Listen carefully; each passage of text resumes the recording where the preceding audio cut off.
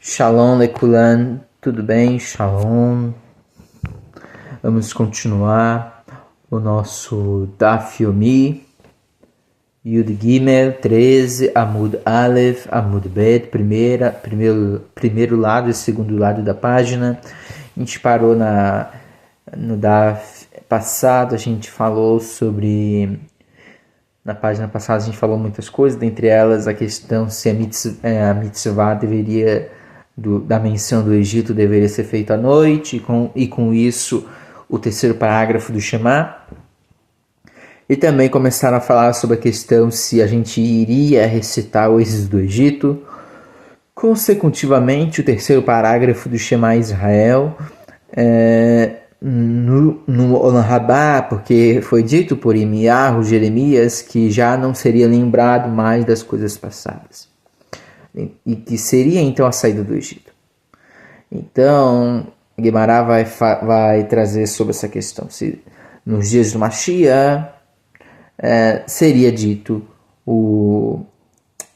a saída do Egito ou não, aprendemos que sim, só que ela seria secundária. Né? Então, Amud Daf Yud Gimel Amud Aleph. Lo sheyakei Yaakov mikomo ela Israel ikav Yaakov tafelo.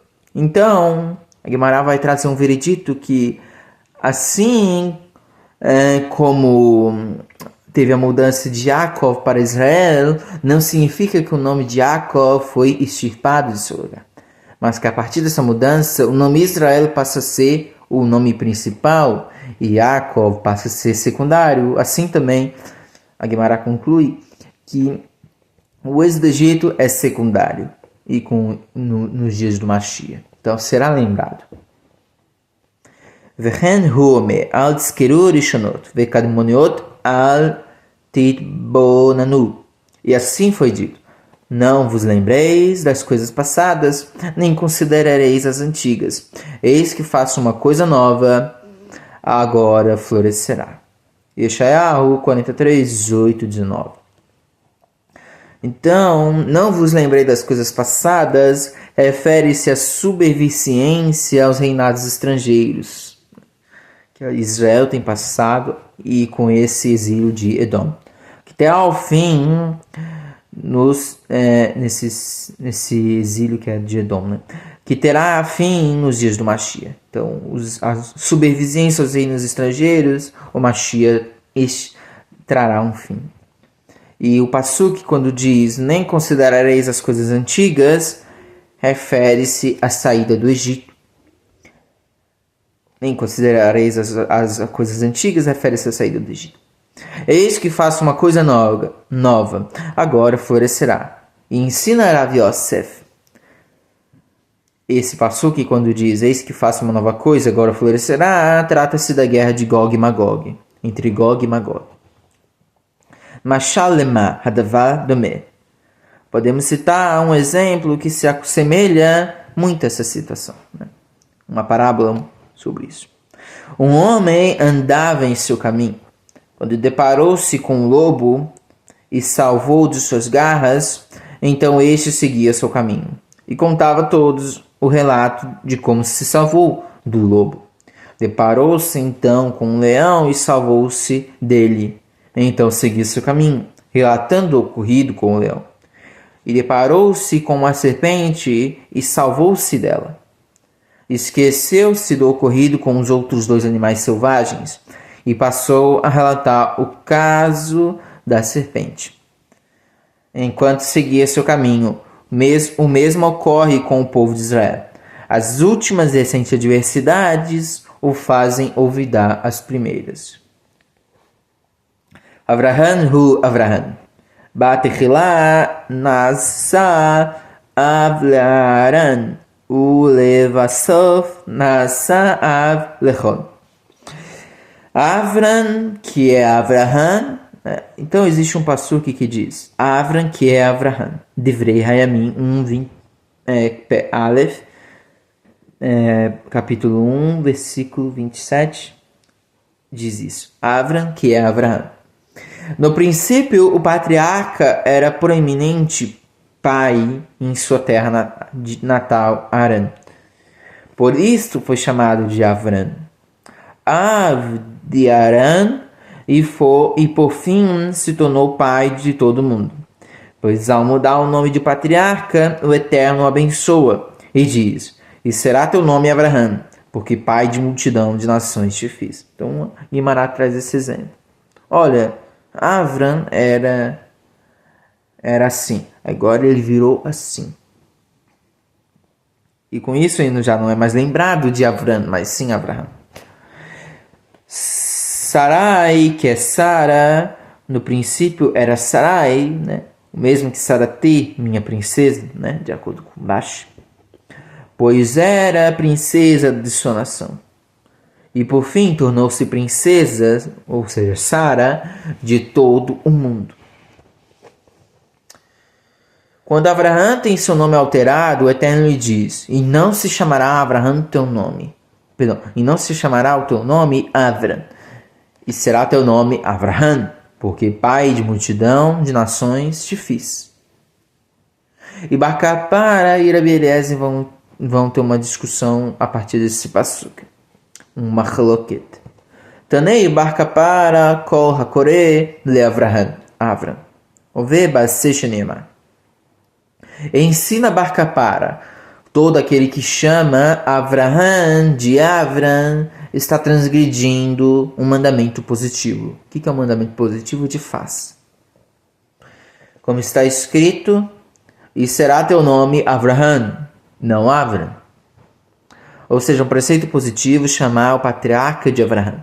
O Rabi Eliezer diz, aquele que chama o patriarca Avraham, ou seja, o Rabi Eliezer diz, aquele que chama o Avraham de Avram transgride um mandamento negativo, pois está dito, e não se chamará o teu nome Avram. Então, por isso é um mandamento negativo, ou seja, mandamento de não faça.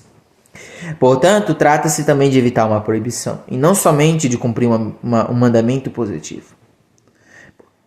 Então, nesses ensinamentos, eles estão falando sobre a natureza da mitzvah. É positiva, de fácil ou de negativa. Importante lembrar aqui que a Guimarães está transmitindo para permanecer esse ensinamento. Que esse ensinamento ele tem algo a nos ensinar. Mas a Guimarães não vai colocar como uma proibição halárrica, embora alguns vão pensar que sim, que é uma proibição halárrica, né? Mas na verdade não existe, mas a Guimarães não recebe isso como halá. Então você não tem, você não peca se você chamar Avraham de Avram. A Guimarães não vai colocar isso, ela somente traz esse ensinamento que tem algo a nos ensinar.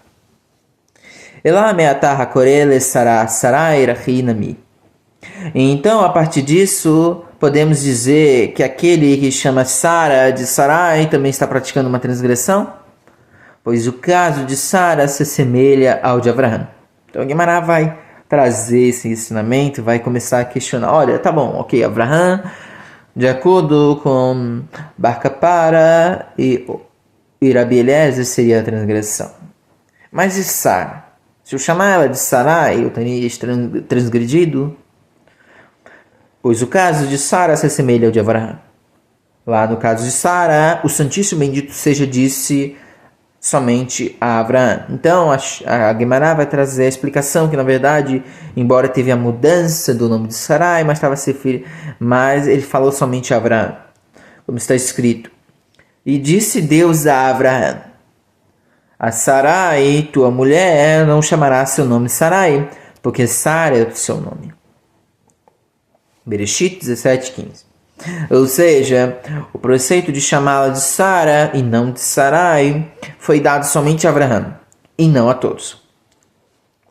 Então, a partir disso, aquele que chama Yaakov de Israel também está, ou seja, aquele que chama de Israel de Yaakov também está praticando uma transgressão.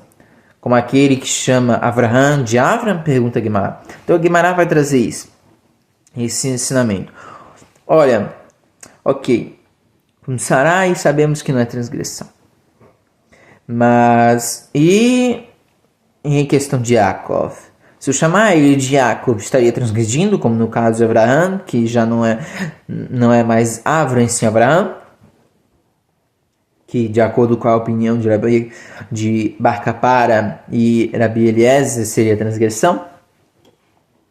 Lá no caso de... Então a Gemara responde. Lá no caso de Jacob, a situação é diferente. Pois as escrituras voltaram novamente a chamá-lo de Yaakov, mesmo após seu nome ter sido mudado para Israel. Como está escrito, e falou Deus a Israel em visões da noite e disse, Yaakov, Yaakov. Portanto, transparece que está permitido chamá-lo também pelo nome Yaakov, porque Hashem também chama de Yaakov, embora ele tenha já sido mudado o seu nome. Metev Rabi Yosef Avim Veiteima, Rabi Yosef Bazevida. Rabi Yosef Baravim, e há quem diga que foi Rabi Yosef Bazevida, questiona, está escrito, tu és o eterno Deus que escolheste Abraão, que escolheste Avram e fizeste sair do Ur dos Caldeus. Ele puseste o nome de Abraham, Nehemia 9:7. Então, Rabi Yosef, Rabi Yosef Bazevida, ele vai questionar, calma aí, não foi mencionado o nome não pode mencionar o nome porque ninguém chamou, né, o Abraham de Avram, mas está escrito em Nehemia que o profeta ele chamou de Avram em vez de Abraham. Não estaria ele praticando uma transgressão de acordo com Rabi Eliezer e de acordo com Bar Kapara? Então a Gemara responde-se aí. Lá no versículo também é citado, se trata de um profeta que ordena os acontecimentos para louvar o misericordioso, mencionando de como era a princípio. Pois o Eterno escolheu Abraão antes de seu nome ser alterado. Portanto, o profeta não está chamando Abraão pelo nome de Avram, mas está relatando a beneficência do Eterno do modo que ocorreu. Então, é interessante esse ponto que a Gemara, e só para a gente entender esse ponto, que a Gemara ela explica esse passuque que diz o seguinte, olha, aqui o profeta não queria mencionar o nome de Avram, ele não queria mencionar o nome de Avram, então ele só fez isso somente para memoriar a misericórdia de Hashem, e não chamar propositadamente Avram. E aqui termina o primeiro capítulo. É interessante notar que a Gemara ela não vai questionar e ela não vai tentar refutar esse argumento, né, que não pode chamar Avraham de Avram. Ela não refuta esse argumento. No entanto, a Gemara ela não adquire isso como halahá, né? Há apenas alguns que vão colocar que consideram essa opinião, ou seja, de Rabi Eliezer e Bar Kapara, como halahá, né? Como o Magen Avraham, né? Mas não tem nenhuma proibição. A Gemara não quer refutar, mas ela não coloca como halahá. E a gente fala uma frase muito interessante em cada capítulo de todas as Gemarot, né, de todo o Talmud, Haderan Alar Me'ematai. Que significa isso? Voltaremos a ti, Me'ematai. Me'ematai é desde quando? É o primeiro capítulo do Tratado de Berachot, sendo 9 capítulos do Talmud Berachot. Corresponde aos 9 capítulos da Mishnah de Berachot. E assim, cada tratado vai corresponder aos capítulos de cada Mishnah, né? Então, no caso, toda Mishnah de Berachot é 9 capítulos. Então terminamos o primeiro capítulo. Agora Guemará vai trazer o Perek Sheni, o segundo capítulo da Mishnah, para começar a trazer as discussões. Então, Mishnah, agora vai trazer o trecho da Mishnah. Haya kore batorah, vehigia zeman hamikra in kiven libo yatsa.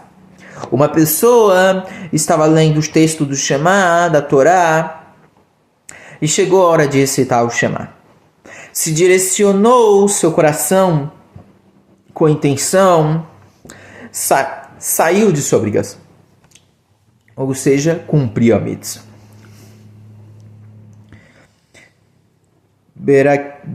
Perakim shoel mipnei hakavod, umeshiv uvaentsa shoel mipnei hairá umeshiv divrei Rabi Meir. Nos trechos, ou seja, entre os parágrafos, a pessoa pode interromper a leitura do Shema e se dirigir-se a outra para cumprimentar. Para cumprimentá-la mediante o respeito que deve a esta, por ser alguém importante. E também pode interromper sua leitura para responder um cumprimento pelo mesmo motivo. E no meio dos trechos, a pessoa só pode interromper a leitura para dirigir-se a outra pessoa mediante ao temor, ao medo. E pelo mesmo motivo pode responder a um cumprimento. Se não tiver temor, portanto, não teria que interromper o seu Shema. Essas são as palavras do Rabi Meir. No começo eu posso parar, então, portanto, de acordo com a Mishnah, a gente poderia parar para cumprimentar alguém entre os parágrafos, mediante o respeito, e de acordo com o Rabi Meir, quando a gente estiver já no meio dos trechos, a gente deveria somente interromper, se é temor, né? Talvez de alguém fazendo-nos mal, enfim. Essa é a opinião de Rabi Meir.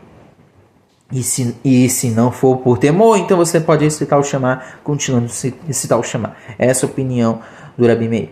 O Rabi Yehuda Omer, Ba'ent Shoel Mipnei Ha'ira Umeshiv Mipnei Hakavod Uva Perakim Shoel Mipnei Hakavod Umeshiv Shalom Lechol Adam.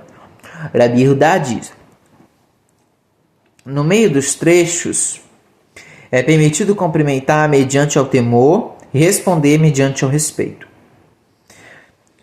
A pessoa ela pode interromper a leitura do Shema para cumprir alguém a quem teme ou para responder em cumprimento daquele a quem deve respeito, diferente do Rabi Meir que diz somente mediante ao temor. E entre os trechos a pessoa pode interromper a leitura para cumprir alguém devido ao respeito e pode responder dizendo Shalom ao cumprimento da pessoa. Que poderia pensar, se acontece alguma coisa, eu tenho que parar aqui para cumprimentar, eu transgrido, eu tenho que recitar tudo, ou eu não poderia, no caso, parar, o que acontece? Então a Mishnah diz que vai ter essas partes que é possível. Então, vai ter um machloket entre Rabi Yehuda e Rabi Meir. Né? Rabi Yehuda diz, tanto mediante o final, no meio dos trechos, tanto por respeito e quanto por temor você pode. O Rabi Meir diz que somente entre os trechos, no meio dos trechos, é mediante ao temor. Então existe esse machloket, né? Essa discussão. Ben haperakim ben bracha, rishonah lashnia ben shnia.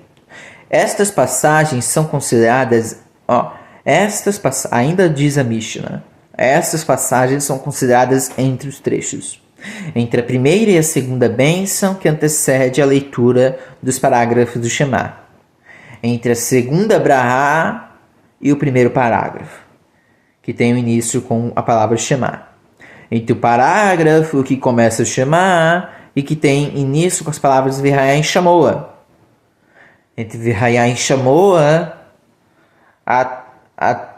entre o parágrafo que começa com V'haya Shamoa e que tem o início com a palavra Vayomer. Desse tempo, ou seja, entre V'haya Shamoa até Vayomer, que é o terceiro parágrafo, entre a primeira bênção até a segunda bênção, entre o Shema até V'haya Shamoa, seria entre trechos, né? Entre textos. entre os trechos. Entre o parágrafo que começa com Vayomer e a bênção que tem o início com as palavras de Emet Ve'etziv. E a bênção posterior do Shema matinal. O Rabi Yehuda diz, entre o parágrafo que começa com Vayomer e a bênção que tem o início com as palavras Emet Ve'etziv. Não se deve haver interrupção. Ou seja, entre Vayomer e Emet Ve'etziv, de acordo com o Rabi Yehuda Hanassi, não se deve haver interrupção. A pessoa deve então falar até terminar. Rabi Yehuda aparentemente considera que esses trechos estão conectados. Portanto, não consideraremos esse ponto como entre trechos.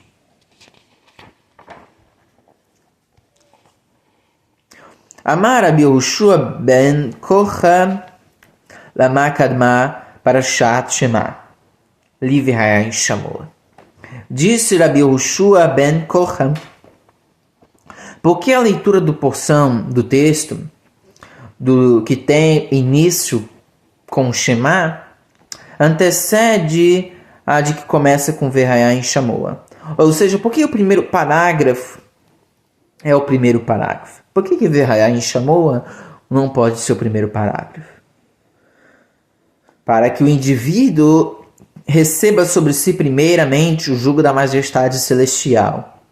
A crença em Hashem, a crença no amor de Hashem, no estudo da Torá, enfim.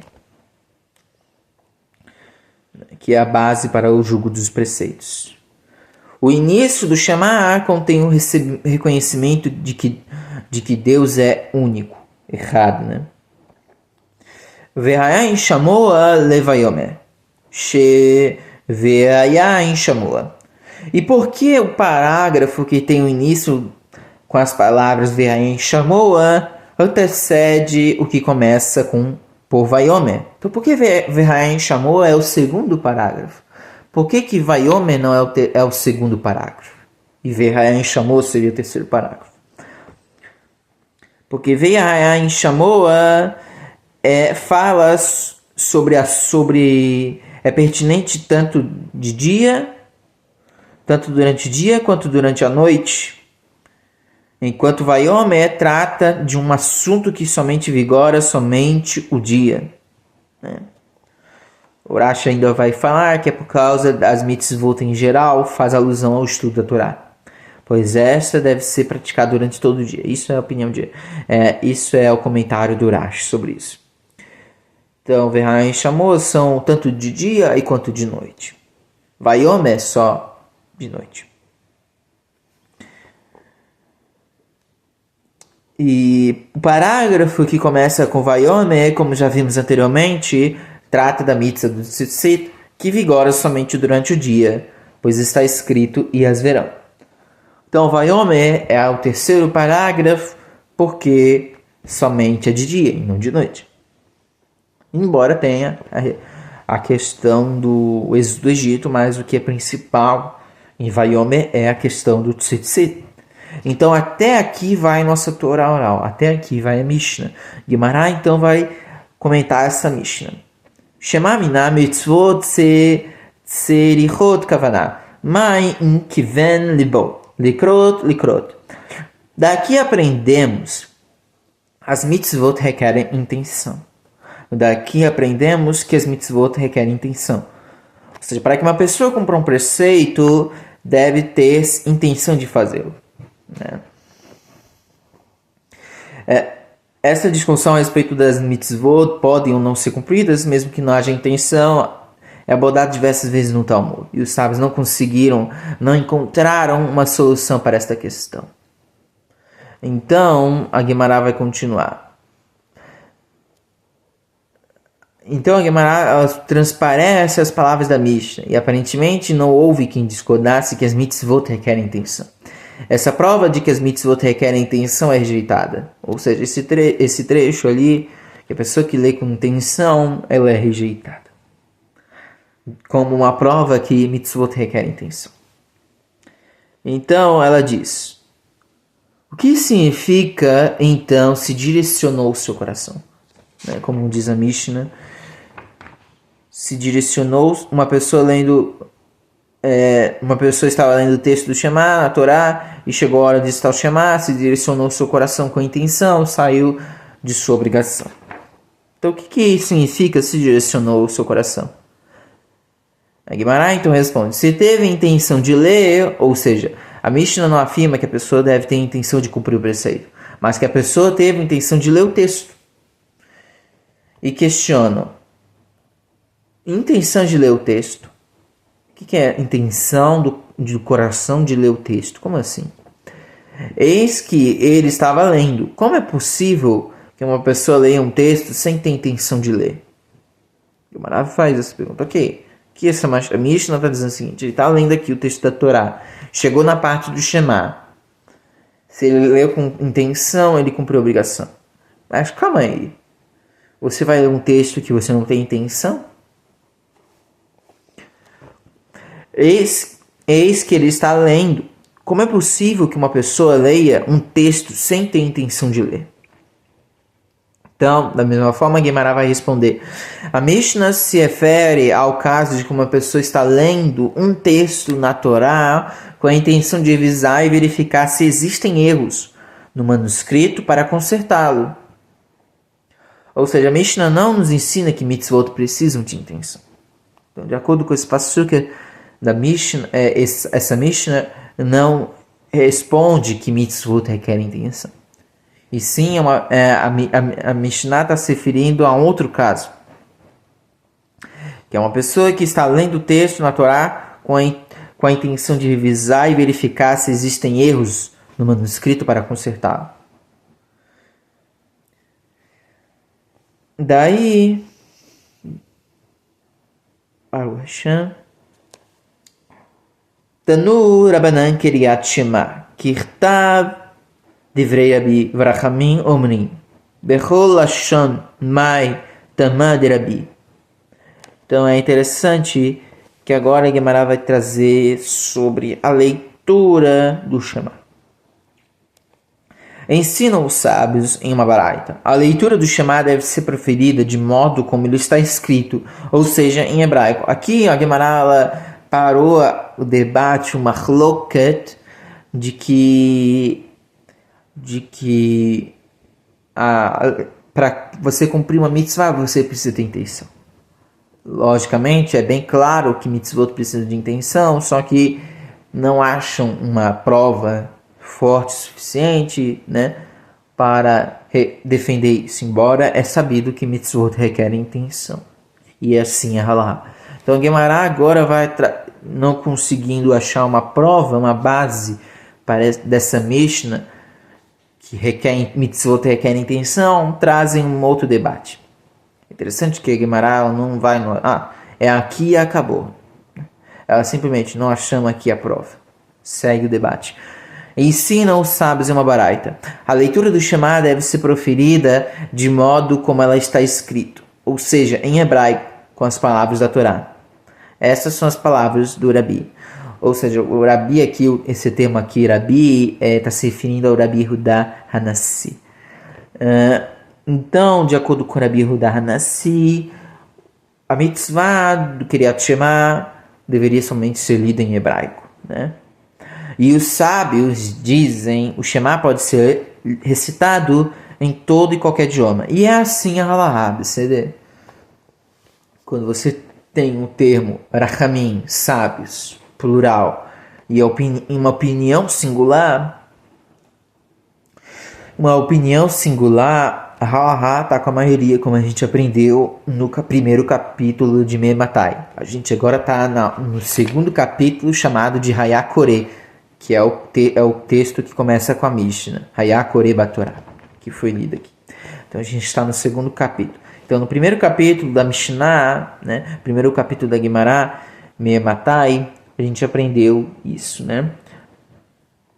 É que quando os Rachamim falam que estão com ou seja, a maioria está com a halahá. E os sábios dizem: o Shema pode ser recitado em todo e qualquer idioma, muito embora nas sinagogas temos o costume de fazer o Shema sempre em hebraico. Então a Guimarães vai trazer: que motivo tem Rabi para argumentar que, para cumprir o preceito do Shema, devemos recitá-lo em hebraico? Disse isso baseado em um pasuk do texto do Shema. Então a Guimarães vai trazer: ok, qual que é a base do Rabi para se referir a que o texto do Shema deve ser somente recitado em hebraico? Então eles trazem um texto, como está escrito: Verhayu, estas são as palavras. Ou seja, do modo que foi ensinado. Como é que foi o modo que foi ensinado em hebraico? Então, essas são as palavras. Então, aqui, o Rabi, ele traz, Rabi Yehuda Hanassi, traz que a visão halárrica dele, e que os seus discípulos seguirão, é recitar o Shema em hebraico. Do modo que foram proferidas na Torá, elas devem ser ditas. E os sábios, qual que é o motivo que tem para argumentar que o Shema pode ser dito em qualquer idioma? A Guimarães, então, vai trazer a prova, o texto da Torá, que vai se apoiar aos sábios. Como está escrito, Shema, que é literalmente ouve. Shema Israel, ouve. Ou seja, ouvir em qualquer idioma que compreenda para que possa ouvir o seu conteúdo. Aqui a Guimarães, só aqui um comentário rápido, ela nos mostra que, diferente do outro acampamento, o que as pessoas elas pensam que tem que estar tudo escrito na Torá, então todos os detalhes minuciosos da Torá deveriam estar escritos. Se não está escrito, não funciona. Só que, como por exemplo essas perguntas, essas perguntas halárricas, se eu devo recitar somente em hebraico ou não está escrito de forma direta. Ela está escrita de uma forma indireta, que uma pessoa muitas vezes ela passa despercebida. E os sábios não tinham um livro de halá, eles tinham que basear na Torá oral, também um pouco na Torá escrita, também tinham que basear na Torá escrita e nas leis, nas leis de homilética, as 3 leis de Ishmael. Mas pegado da Torá. Daí que a gente sabe, por exemplo, que o Shema pode ser dito em qualquer língua. O Lerabinami, Haketiv Shema. E eis para Rabi também está escrito Shema. Ou seja, ele deveria aprender do mesmo modo que os sábios, que a pessoa pode recitar o Shema em qualquer idioma que compreende. Por que então não faz o Rabi? Daí, porque o Rabi precisa desse pasuk para aprender um outro ensinamento importante e, portanto, entende que a palavra ouve se refere a uma coisa. A pessoa deve fazer ouvir aos seus ouvidos as palavras que saem de sua boca. Ou seja, Rabi entende que para cumprir a mitzvah do Shema não basta a pessoa faça uma leitura em silêncio, mas deve proferir os versos de modo que a pessoa possa ouvir suas palavras. E os sábios? Da onde que eles aprendem que ele deve ouvir as suas próprias palavras ao recitar o Shema? Entendendo que na época deles não tinha um livro de halá, Tinha a base da Torá oral, mas tinham que também pegar da base da Torá. Então os sábios discordam desta halá e sustentam como aquele que diz: mesmo que a pessoa não faz ouvir suas palavras aos seus ouvidos, saiu de sua obrigação, ou seja, cumpriu o preceito de Shema. Ou seja, na opinião dos sábios, mesmo que a pessoa ela fale as palavras e não escute, mas ela teve intenção, e recitou, ela cumpria a mitzvah, mesmo que ela não se escute. O Lerabanan nami haketi ve'ayu. E eis que para os sábios também está escrito, e estas são as palavras. Por que os sábios não argumentaram como Rabi? Porque estas são as palavras, a visão halárrica de Rabi, também está com os sábios, esse passuk. E essas são as palavras. Por que eles não sustentam como Rabi sustenta?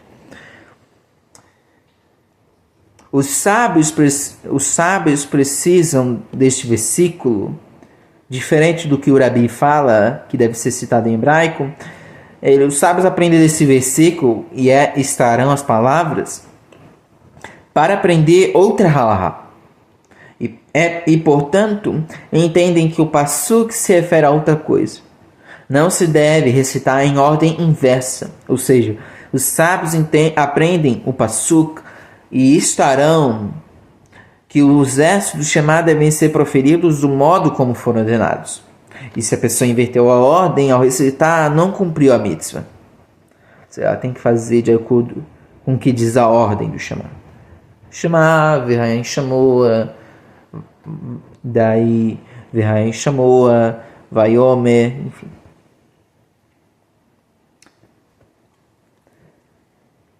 E estarão ensina que o Shema deve ser citado em hebraico. Portanto, não pode utilizar o mesmo argumento que os sábios.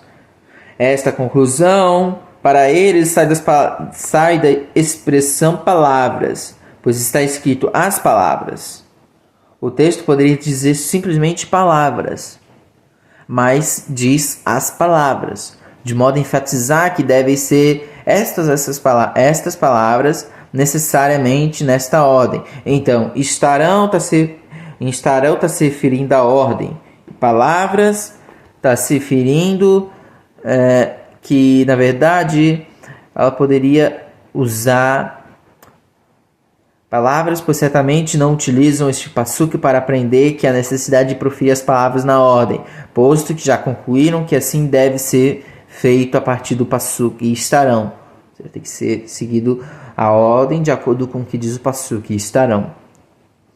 Os sábios não concluem nada a partir de palavras.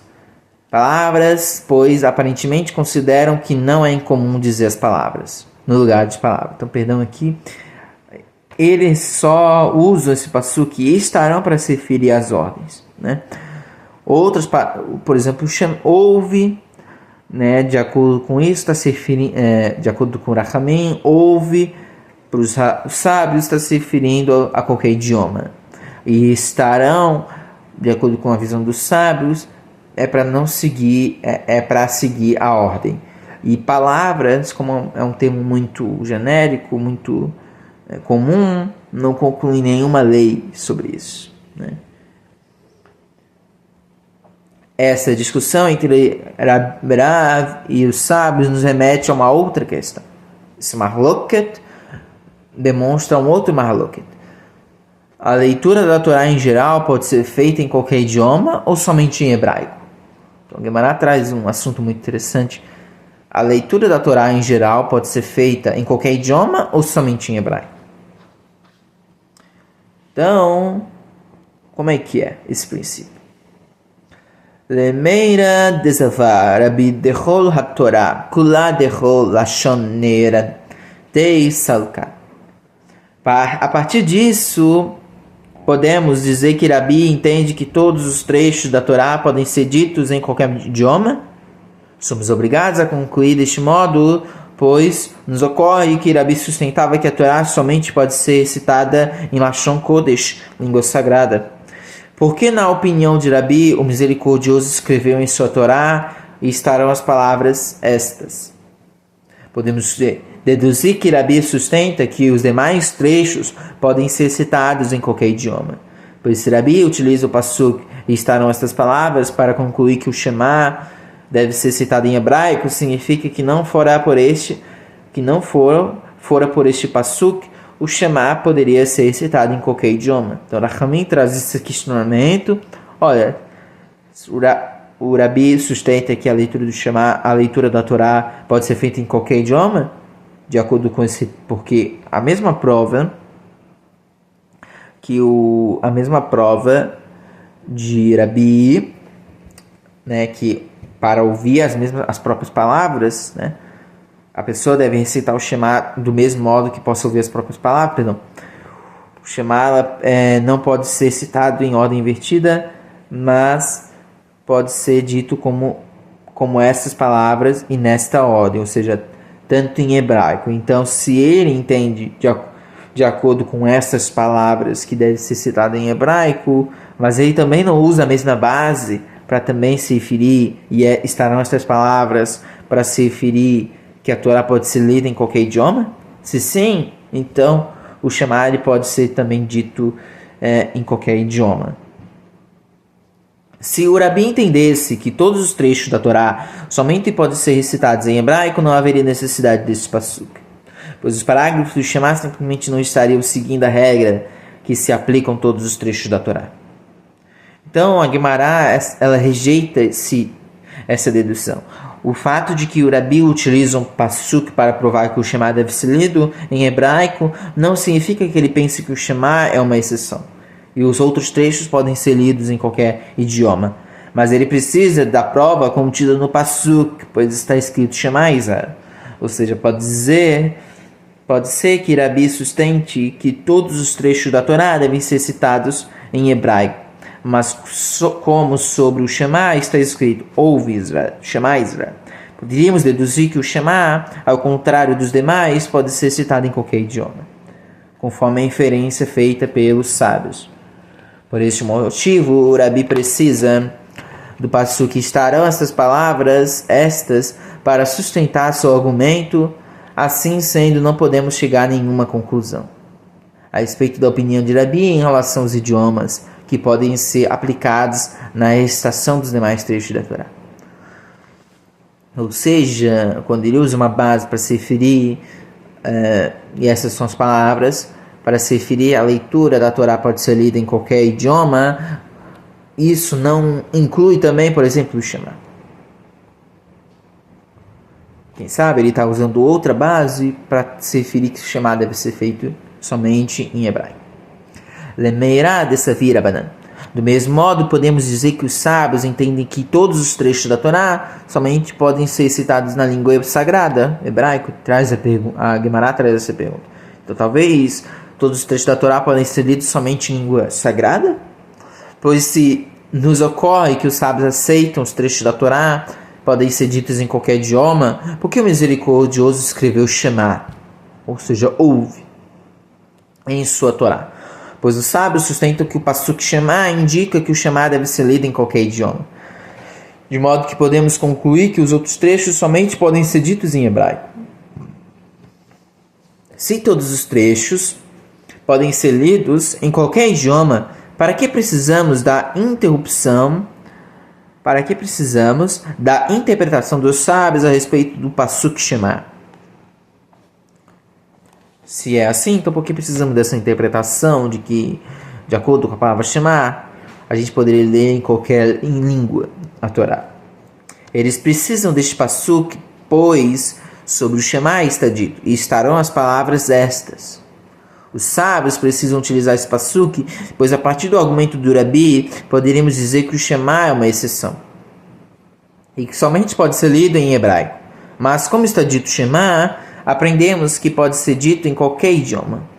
Deste modo, também não podemos chegar a nenhuma conclusão a respeito da opinião dos sábios sobre a Torá, pode ou não ser lida em qualquer idioma, a partir da opinião deles em relação à leitura do Shema.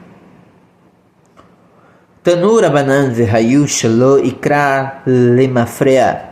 Ensinam os sábios em uma baraita, a partir de uma expressão, e estarão as palavras estas, Vaiome, aprendemos que a pessoa não pode ler o Shema de modo invertido. Então, de acordo com a baraita, aprendemos, de acordo com o pasuk, e estarão as palavras estas, a gente pode aprender que não pode ler o Shema invertido, ou seja, começar com Vaiome e terminar com Shema.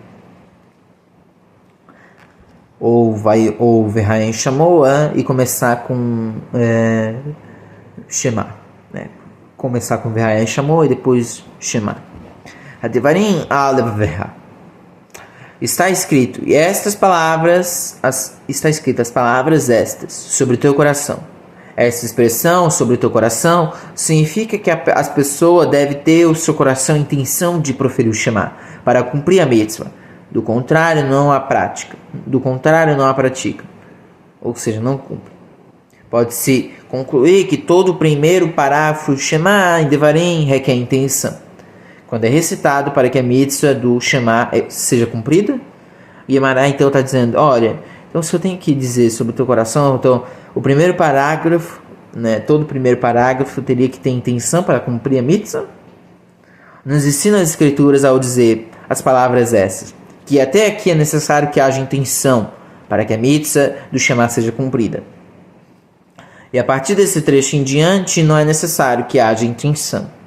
Essas são as palavras do Rabi Eliezer. Ou seja, segundo o Rabi Eliezer, a pessoa deve proferir o Shema Israel até sobre teu coração. Vayomer. Com a intenção de cumprir o preceito de recitar o Shema. E deve ler o restante do texto, mesmo que faça sem intenção alguma de cumprir a mitzvah. E disse-lhe Rabi Akiva, eis que este diz.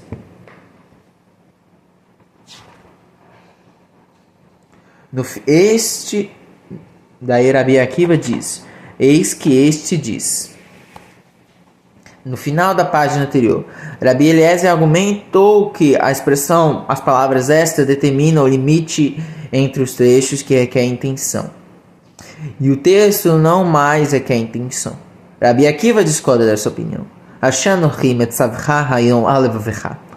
Rabi Akiva argumenta que as palavras estas não determinam o final do trecho que requer intenção, pois após as palavras estas está escrito, aos quais eu te ordeno, hoje sobre teu coração. Daqui se aprende que todo parágrafo requer intenção, quando é recitado, e não somente o trecho inicial, como argumentou Rabi Eliezer. Todo parágrafo, de acordo com Rabi Akiva, precisaria ter kavaná. Disse Rabá Bar Hanan, que disse em nome de Rabi Yohanan, a halahá é como diz Rabi Akiva. E há quem aprenda isto que afirmou Rabi Yohanan. Deixou outro ensinamento, que ensina Braita. Aquele que recitou Shema deve ter intenção em seu coração. Rabi Iraha, em nome de Rabi Hudá, diz, uma vez que teve intenção em seu coração, ao recitar o primeiro capítulo, ou seja, o primeiro parágrafo, Shema Israel, não há mais necessidade. Ou seja, o suficiente é que a pessoa tenha a intenção de recitar o primeiro parágrafo, mas essa intenção é prescindível aos demais trechos. Disse Rabba Hanan, que disse em nome de Rabi Yohanan. Halahá é como diz Rabi Aha, que disse em nome de Rabi Hudá. Baruch. Outra baraita ensina, e estarão essas palavras. É interessante só que trazer esse ponto, que de acordo com Maimônides, o Ramban, ele vai trazendo Hilchot Kiryat Shema, que o primeiro passuk, né, Shema Israel Elokeinu, é aquele que deve ter kavaná.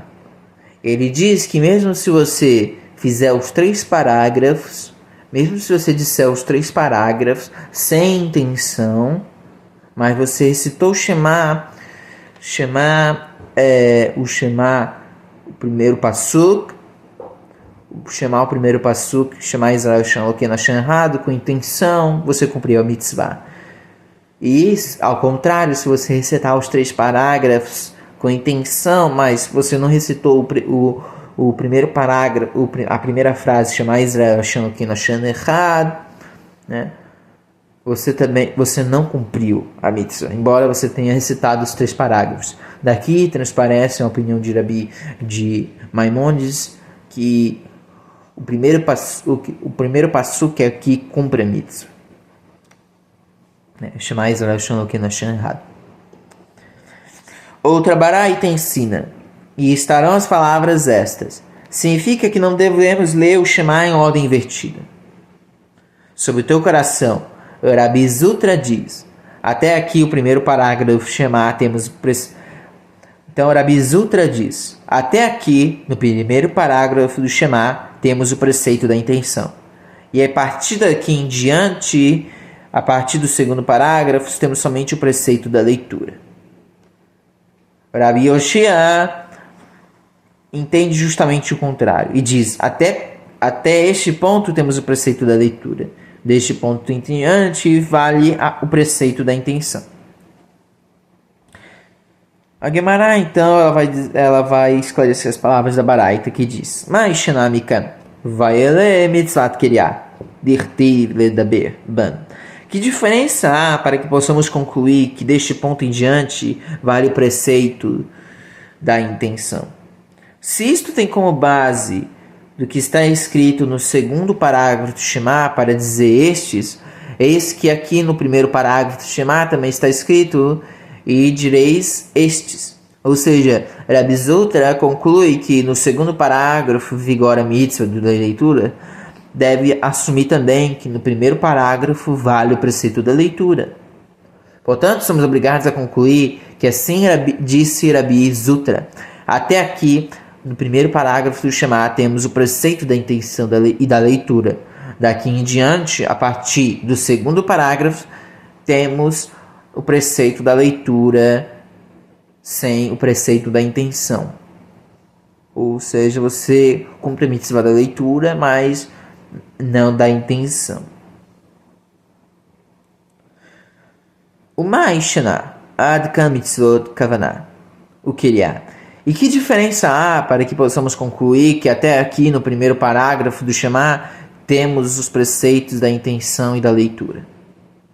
Se isto tem como base o que está escrito sobre o teu coração e dirás estes, eis que lá no segundo parágrafo também está escrito sobre vossos corações. Para dizer estes, né? Ali o texto Alev Vechen, né, é um termo plural. Então, sobre os vossos corações.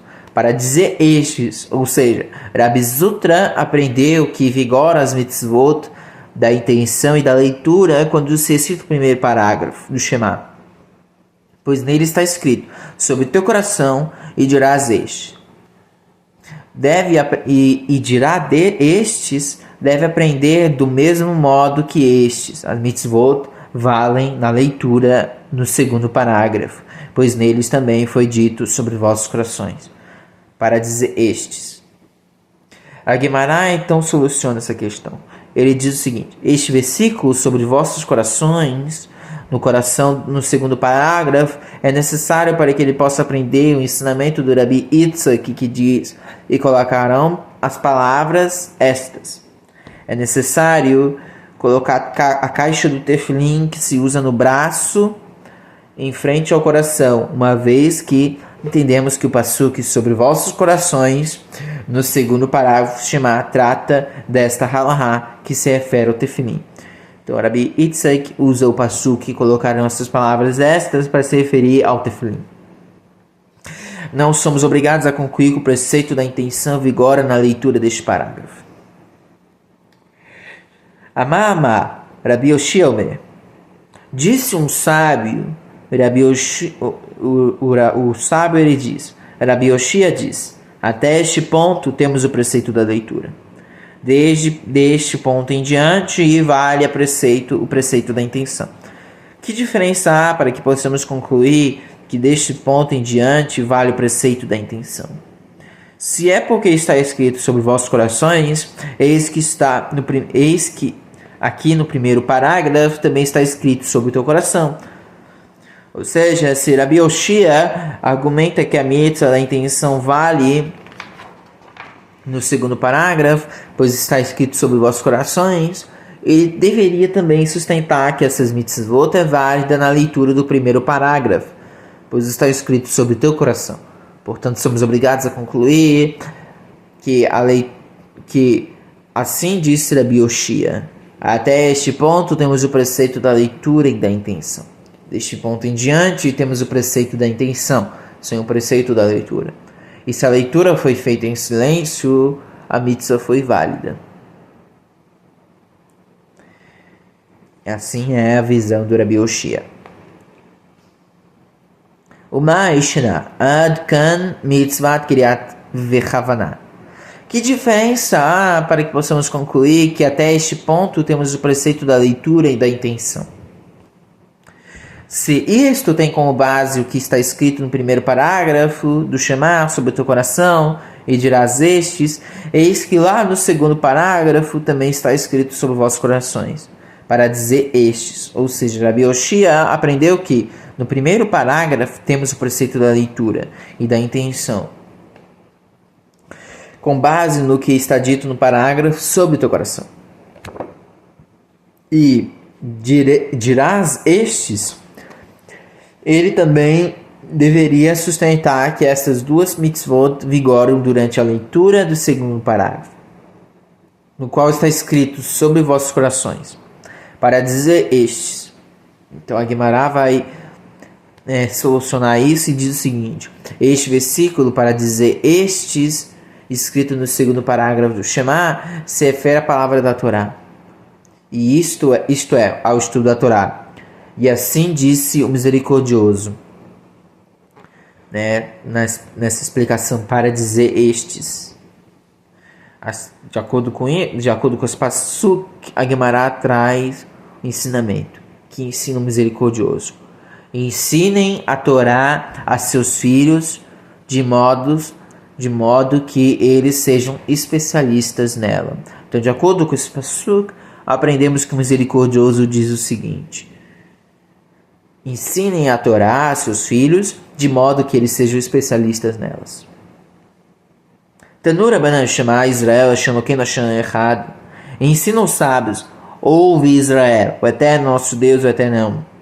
Até aqui é necessário que haja intenção do coração. Estas são as palavras do Rabi Meir. Então, o Rabi Meir entende que é o suficiente que a pessoa pronuncie o primeiro passuk do Shema, com a intenção de cumprir a mitzvah, e leia o restante do Shema, mesmo sem intenção. E o Rava, ele diz, com base nesse ensinamento do Rabi Meir, a halahá é como diz Rabi Meir. Ou seja, é aquilo que eu falei, de acordo com Maimonides, que Maimonides ele vai pegar toda a visão halaica do Talmud, do Mishnah, Talmud, e vai nos ensinar, que o primeiro passo, que quando você diz Shema Israel, Hashem Elokeinu Hashem Echad, você cumpre a mitzvah do Shema. Primeiro, segundo e terceiro parágrafo, você só cumpre a leitura. Então, se você não tiver a intenção, kavaná, no primeiro, no segundo, no terceiro parágrafo, você cumpriu a mitzvah se você citou o Shema. Se você citou o Shema, a primeira frase, Shema Israel, Hashem Elokeinu, Hashem Echad, com intenção. Se você fez com intenção, mesmo que você fez o restante sem kavaná, você cumpriu a obrigação.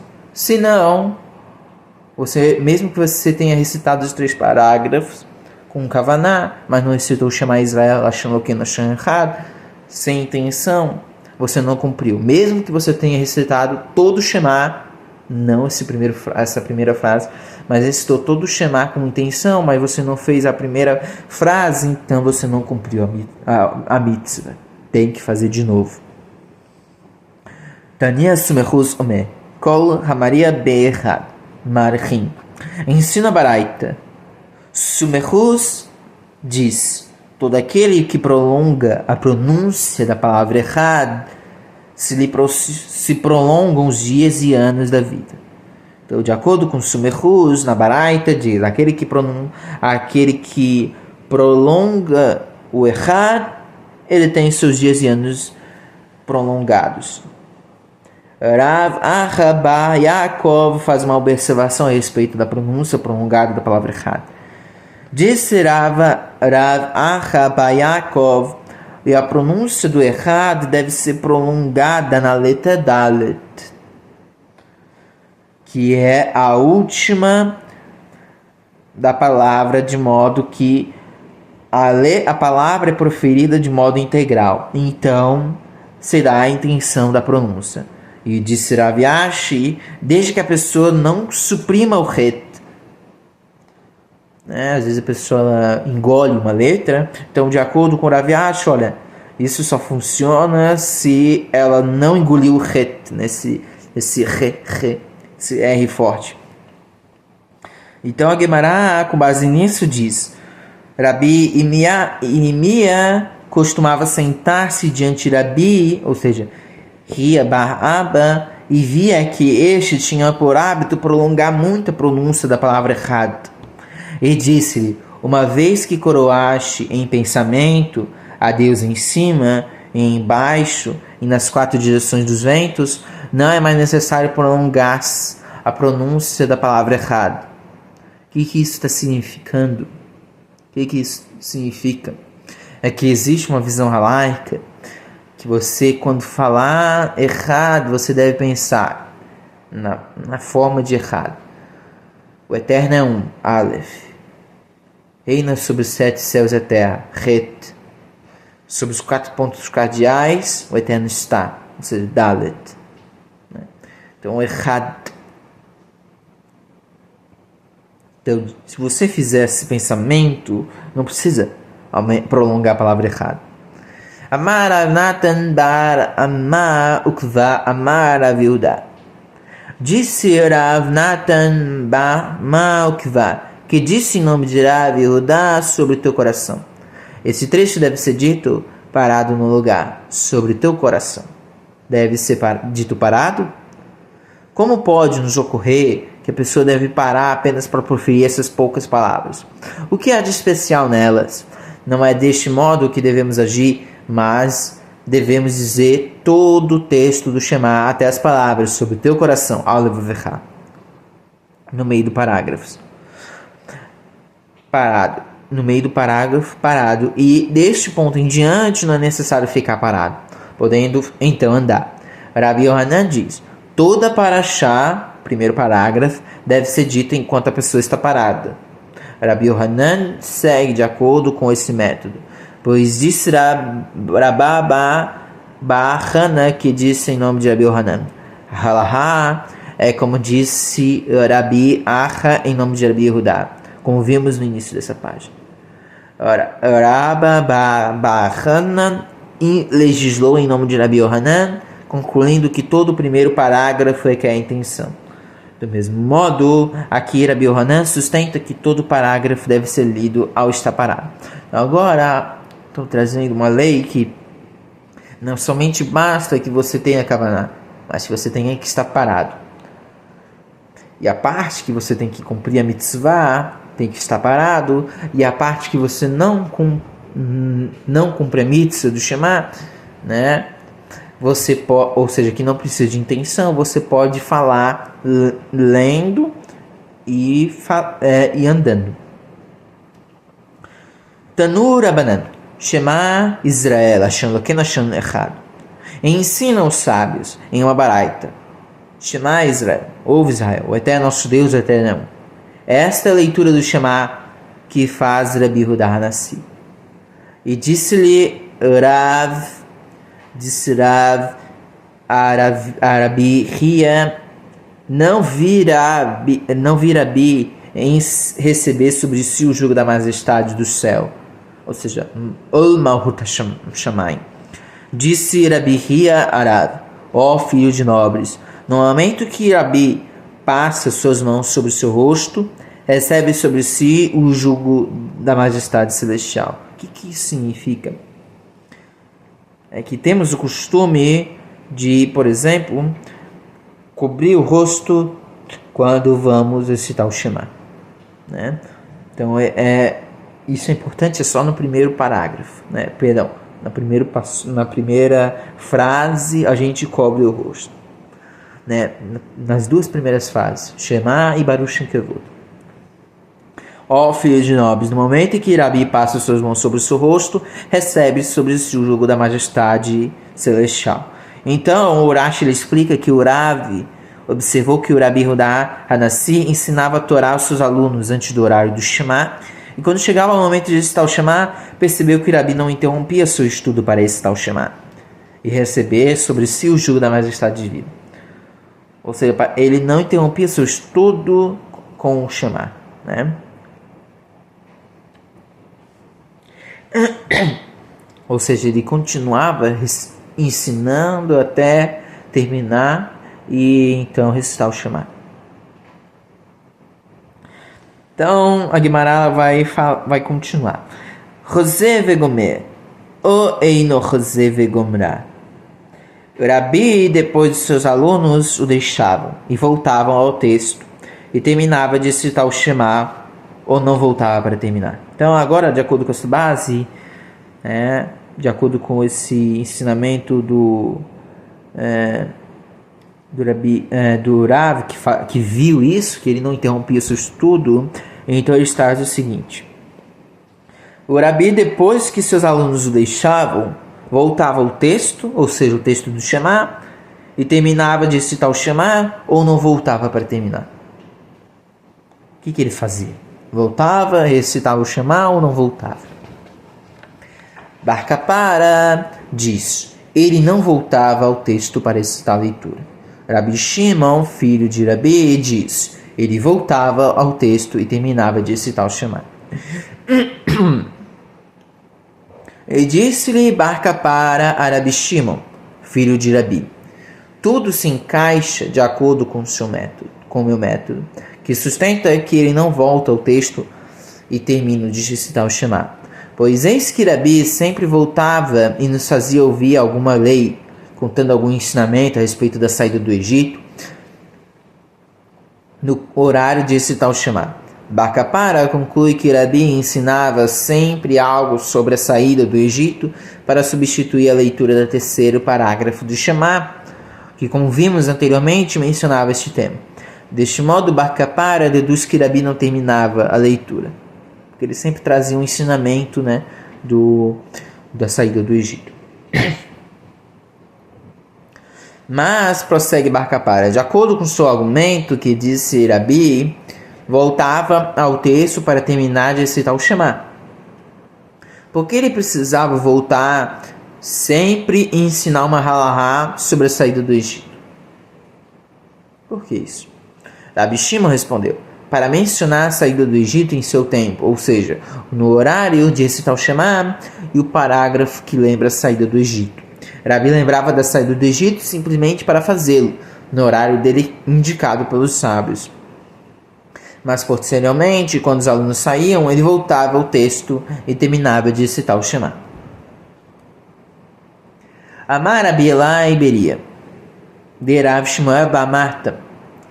Disse Rabi Elá, filho de Rav Shmuel bar Marta, em nome de Rav: se uma pessoa diz Shema Israel, Hashem Elokeinu Hashem Echad, estou falando dos nomes errados, logicamente, e após dizer foi acometida involuntariamente pelo sono, dormindo antes de conseguir recitar o restante dos textos, do Shema, saiu de sua obrigação, cumprindo o preceito de recitar o Shema. E disse Rav Narman a seu servo Daru: se eu cochilar durante o primeiro passuk, importune-me para que eu me desperte e cumpra a mitzvah. Depois desse passuk, não me importune. E disse Rav Yosef, filho de Braba: teu pai como fazia? Disse-lhe Rav Yosef, filho de Braba: enquanto recitava o primeiro passuk, ele mesmo se incomodava para não dormir. Depois desse passuk, não mais se molestava. Disse Rav Yosef: a pessoa que está deitada sobre as costas não deve recitar o Shema, pois deitar deste modo é considerado abjeto. A Guimará, então, ela pergunta: ler o Shema não está permitido que leia, mas é certo considerar que deitar-se deste modo é apropriado, mesmo que não seja para recitar o Shema? Afinal, Rabi Yoshua ben Levi insultava aqueles que dormiam deste modo. Disseram: deitar assim um pouco inclinado parece bem ser permitido, mas recitar o Shema deste modo, mesmo que se incline um pouco, também está proibido. Então a Guimarães vai questionar esse ensinamento, essa explicação, com um fato. Eis que Rabi Yohanan costumava inclinar-se um pouco e recitar o Shema. Então, com isso, a Guimarães explica: o caso de Rabi Yohanan é diferente, pois ele era um homem de muita carne, ou seja, ele era obeso. Pois ele era um obeso, muita carne, e portanto tinha dificuldade para deitar-se de outra maneira. Então, com isso, ele se inclinava um pouco. Ou seja, ficava até um pouco de lado. Nos trechos, ou seja, entre os trechos, a pessoa pode interromper a leitura do Shema e dirigir-se a outra para cumprimentá-la, mediante respeito que deve a esta por ser alguém importante. E também pode interromper sua leitura para responder. Daí a Guimarães traz essa pergunta: responder diante de que situação? De que situação eu devo responder? Por quê? Se dissermos que Rabi Meir quis dizer que a pessoa deve responder ao cumprimento de um outro mediante ao respeito que lhe deve, até mesmo perguntar pelo bem-estar do outro devido ao respeito está permitido. Portanto, estaria implícito que também é permitido responder ao cumprimento mediante ao respeito.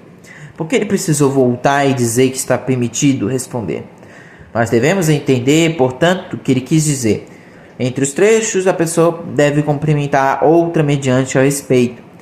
E ele deve lhe responder ao cumprimento, shalom, de qualquer pessoa que lhe dirija a ela. Se dirige a ela. Do mesmo modo, o que diz o final da opinião de Rabi Meir na Mishnah, e no meio dos trechos a pessoa só pode interromper a leitura para dirigir-se a outra mediante ao temor e pode responder. Responder diante de que situação? Se dissermos que é mediante o temor, já vimos que até mesmo perguntar pelo bem-estar está permitido. Portanto, é evidente que também é permitido responder ao cumprimento. Por que ele precisou voltar e dizer o que está permitido? Mas se dissermos que Rabi Meir quis dizer que é permitido cumprimentar alguém no meio da leitura do texto, mediante o temor, é permitido responder a um cumprimento mediante o respeito. Então, a opinião de Rabi Meir seria como de Rabi Hudá. Mas a Mishnah, sem embargo, nos leva a entender que há um desacordo entre eles, há uma hloket, uma discussão sobre eles.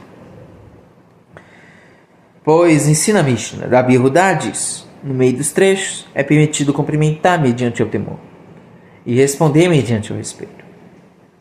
E entre os trechos a pessoa pode interromper a leitura para cumprimentar alguém devido ao respeito e pode responder dizendo shalom ao cumprimento de qualquer pessoa.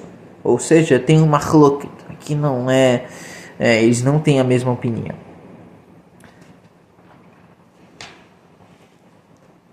Uma expressão está faltando na Mishnah a respeito da opinião de Rabi Meir e assim deveria ensinar a Mishnah. Então a Guimarães está dizendo, está faltando uma coisa aqui da Mishnah que para a gente entender direito. Entre os trechos, a pessoa pode interromper sua leitura para perguntar pelo bem-estar do outro mediante o respeito que lhe deve. E não é necessário dizer que também pode responder a um cumprimento. E no meio dos trechos, a pessoa pode perguntar pelo bem-estar de outra pessoa devido ao temor que lhe deve. E não é necessário dizer que pode responder a um cumprimento. Essas são as palavras do Rabi Meir. Então a Guimarães traz um ponto que pode ser que esteja faltando de explicação na Mishnah. E Rabi Hudá diz: no meio dos trechos é permitido cumprimentar mediante ao temor e responder mediante ao respeito. E entre os trechos a pessoa pode interromper a leitura para cumprimentar alguém devido ao respeito e pode responder dizendo shalom ao cumprimento de qualquer pessoa, ou seja, a ausência das palavras. E não é necessário dizer que nos levou equivocadamente a concluir Rabi Meir, que Rabi Meir pensava como Rabi Hudá. Então aqui a Guimarães vai explicar, ela está tentando entender a Mishnah, explicar a Mishnah, como é uma das coisas que ela faz. Aqui terminamos a página 13A e 13B, e começamos no segundo capítulo, que é o capítulo de Hayakore. Terminamos então o primeiro capítulo, de Mematai, a partir de quando? Agora Hayakore. Aqui eu só queria dar uns comentários que aqui, de acordo com o Ramban vai trazer que a primeira frase do Shema, ela deve ser feita com Kavaná, e ela deve ser feita parado, sentado, né? Parado, seja em pé ou sentado. E você pode andar depois, né, dessa primeira frase, você pode andar fazendo ali o Shema, né? Essa é a visão halakha de acordo com Maimonides, né? E o Shulchan Aruch e outras literaturas halachicas vão dizer que se a pessoa deve recitar o Shema, pelo menos ela deve ficar de lado, não de bruço. Então ela não pode ficar totalmente deitada. Se ela ficar totalmente deitada, não cumpre a mitzvah, né? E é isso. Continuaremos amanhã, Bezrat Hashem.